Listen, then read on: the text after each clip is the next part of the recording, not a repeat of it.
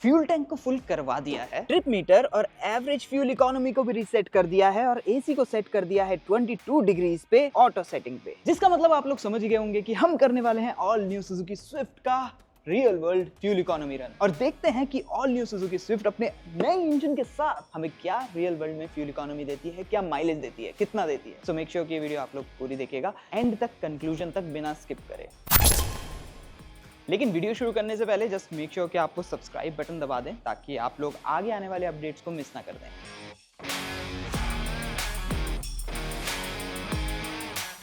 अच्छा, क्या आपको पता है कि न्यू स्विफ्ट के एक्स-शोरूम प्राइजेस शुरू होते हैं 6.49 लाख रुपीस से, लेकिन जाते हैं 9.50 लाख रुपीस तक।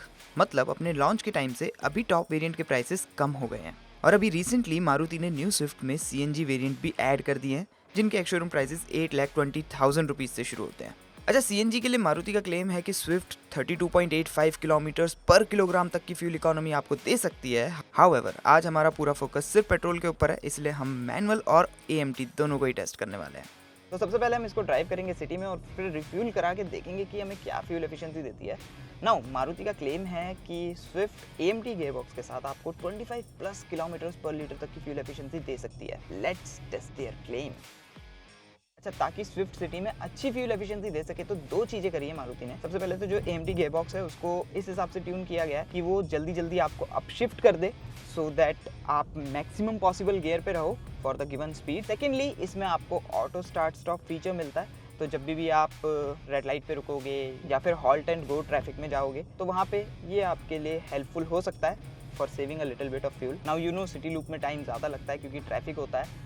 तो अब बात करते हैं कि सिटी ड्राइव में स्विफ्ट हमें कैसी लगी। तो देखिए, राइड वाइज सिटी के लिए ये काफ़ी बैलेंस्ड है। राइड थोड़ी सी फर्म साइड पे है, आई एग्री, लेकिन आप किसी पॉटहोल से पास करो या फिर किसी स्पीड ब्रेकर से पास करो या फिर रफ पैच पे जाओगे ना, आपको राइड अनकंफर्टेबल नहीं लगेगी, काफ़ी कुशन्ड लगेगी। ऐसा जोल्ट या फिर थर्ड कैबिन के अंदर नहीं आता है, which is a good thing. लेकिन जैसा मैंने बताया कि सस्पेंशन थोड़ा सा फर्म है, तो वो सबसे ज़्यादा फील होता है रियर पैसेंजर्स को। अब देखिए, in the pursuit of fuel efficiency Maruti Suzuki ने इंजन में बहुत सारे मेजर चेंजेस किए हैं, जिसमें से सबसे बड़ा चेंज ये है कि अब इसमें आपको जो इंजन मिलता है वो एक 3 सिलेंडर इंजन है, ना कि 4 सिलेंडर। हालांकि उसकी कैपेसिटी अभी भी सेम है, 1.2 लीटर। पूरा का पूरा एक सिलेंडर लूज हुआ है तो उसके चलते पावर में कमी आई है, विच इज़ ऑब्वियस, लेकिन टॉर्क काफ़ी हद तक सेम है। और अच्छी बात यह है कि आपको काफ़ी फ्लैट टॉर्क कर्व मिलती है, जिस वजह से ऑल न्यू स्विफ्ट में भी जो पेपी फील है वो बरकरार है। ये इंजन इनिशियल रेव्स पे ही आपको टॉर्क देना शुरू कर देता है। As a result of it आप फाइंड आउट करोगे कि मैनुअल ट्रांसमिशन में आपको ज्यादा डाउनशिफ्ट करने की जरूरत नहीं पड़ेगी। ट्रैक्टेबिलिटी भी ऑल न्यू स्विफ्ट की काफी अच्छी है। गियर बॉक्स वाइज जो मैं अभी ड्राइव कर रहा हूँ एएमटी गियर बॉक्स, इसकी परफॉर्मेंस सिटी में काफी ठीक ठाक है। आपको फर्स्ट टू सेकंड थोड़ा सा फील होता है कि गियर शिफ्ट हुई है, लेकिन उसके बाद जो सब्सिक्वेंट गियर चेंजेस हैं उसमें आपको किसी तरह का फील नहीं आता, वो काफी डैम्प्ड है। और जैसा मैं आपको ऑलरेडी बता चुका हूँ कि ये जल्दी जल्दी से आपको क्विक शिफ्ट करता है, तो मोस्ट ऑफ द टाइम आप काफी हाई गियर पे रहते हो। फॉर एग्जाम्पल अभी मैं 45 के आसपास ड्राइव कर रहा हूँ, ये 4th गियर पे है। अब जैसे ही मैं थोड़ा सा इसको एग्रेसिवली थ्रॉटल दूंगा,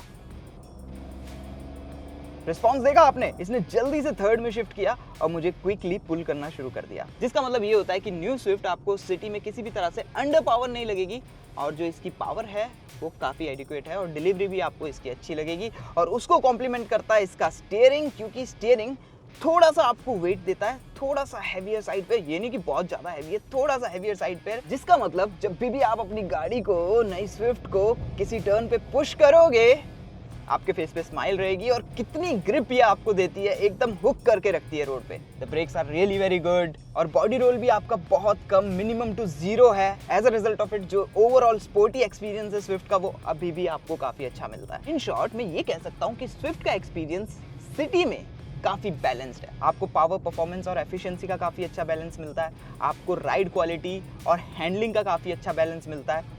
That's a good thing। वैसे तो स्विफ्ट की ग्राउंड क्लियरेंस 163 mm की है, जो कि ऑन पेपर आपको सुनने में शायद कम लगे, लेकिन बिलीव मी, आप चाहे काफ़ी ऊंचे ब्रेकर्स को क्रॉस करो या फिर एकदम बिल्कुल ही गंदा वाला रफ पैच हो, उस पर आप ड्राइव कर रहे हो, ये गाड़ी आपको कहीं भी नीचे टच नहीं होगी। और इतना समय इन सीट्स के ऊपर बिताने के बाद एक चीज़ जो मुझे फील हो रही है कि मेरे बैक में थोड़ा सा दर्द हो रहा है। तो वैसे तो ये सीट्स पहले से ज़्यादा सपोर्टिव हो गई है, इनका कुशन भी अच्छा है और जो इनकी बोस्ट्रिंग्स है वो भी अच्छी है, आपको अच्छे से हक करके रखती है सीट्स। लेकिन अभी भी केस काफ़ी हद तक वैसा ही है कि अगर आप अपना डेली कम्यूट इस पे कर रहे हो, छोटी मोटी ट्रिप्स कर रहे हो, उसके लिए अच्छी है। लेकिन जब आप ज़्यादा ही समय इन सीट्स पे बिता रहे हो, लॉन्ग ट्रिप कर रहे हो, तो आपको इनमें इतना कंफर्ट फील नहीं होगा। और इसके साथ हमारा सिटी लूप पूरा होता है, जिसके लिए AMT स्विफ्ट ने डिस्प्ले किया MID पे 14.2 kpl की माइलेज। और जब हमने इनको रिफ्यूल करवाया तो रिजल्ट्स कुछ ऐसे थे। स्विफ्ट ने मैनुअल ट्रांसमिशन के साथ हमें 14 kpl की माइलेज दी और वहीं AMT के साथ 12.70 kpl की, जिसका मतलब अगर आपका डेली रन सिटी का ज़्यादा होता है तो आपके लिए मैनुअल ट्रांसमिशन बेटर रहेगा। लेकिन अगर आपको कंफर्ट चाहिए तो आपको कहीं ना कहीं थोड़ा सा फ्यूल एफिशिएंसी में कॉम्प्रोमाइज़ करना पड़ेगा AMT लेके। और आइए लगे हाथ इनकी परफॉर्मेंस को भी एक बार देख लेते हैं, जिसमें हमारे 0 to 100 एक्सेलरेशन टेस्ट में मैनुअल स्विफ्ट AMT स्विफ्ट से ऑलमोस्ट 3 सेकेंड क्विकर है।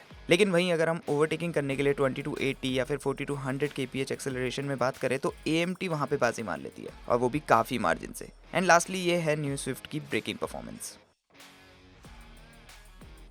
टैंक एकदम फुल करवा दिया और ट्रिप मीटर को रिसेट कर दिया है। अब देखिए, कहीं पे अगर ये अपनी क्लेम फ्यूल एफिशिएंसी को टच कर सकती है ना, तो वो अपने हाईवे रन पे ही कर सकती है। इस पे हमारी जो स्पीड है हम कोशिश करेंगे 80 to 100 के बीच में रखने की। बाकी तब तक हम डिस्कस कर लेते हैं कि हाईवे पे स्विफ्ट ड्राइव करने में कैसी है। तो जैसा मैं इंजन का आपको ऑलरेडी बता चुका हूँ कि आपको एडिक्वेट पावर मिलती है। तो जब आपको किसी को एग्रेसिवली ओवरटेक करना होगा ना, इंजन आपको पुल करता है, आपको ऐसे अंडर पावर बिल्कुल फील नहीं होगा। और हाईवे पे एक चीज और जो बेटर हो जाती है वो है इस AMT गियरबॉक्स का रिस्पॉन्स, क्योंकि जैसे ही आप एग्रेसिव मैन्यूवर करने के लिए फुट डाउन करोगे,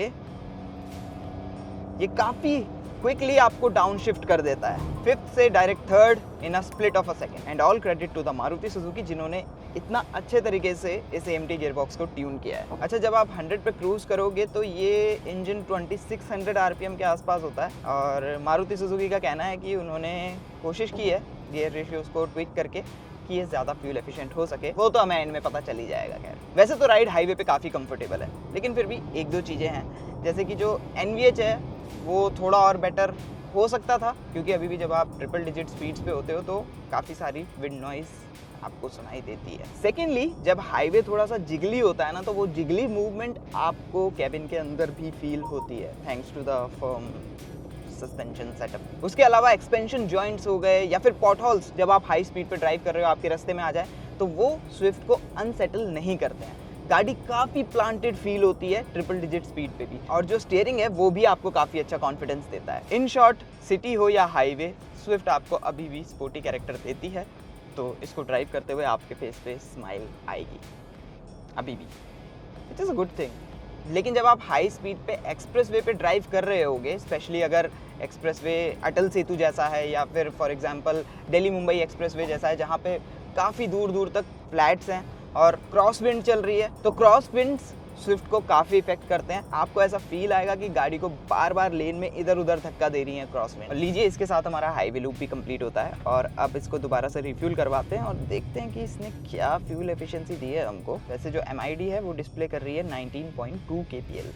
और हाईवे लूप करने के बाद दोबारा से न्यू स्विफ्ट को रिफ्यूल करवाने पर हमें पता चला कि हाईवे पर AMT स्विफ्ट की फ्यूल इकोनॉमी मैनुअल स्विफ्ट से थोड़ी सी बेटर है विद 19.10 kpl। और लास्टली ये है न्यू स्विफ्ट के कंबाइंड फ्यूल एफिशिएंसी फिगर्स, जिसमें thanks to the better fuel economy in city, manual transmission Swift की कंबाइंड फ्यूल इकोनॉमी AMT से बेटर आई है। तो अब आपको पता चल ही गया होगा कि कितना देती है ऑल न्यू स्विफ्ट। कैसी लगी आपको इसकी real world fuel economy AKA mileage?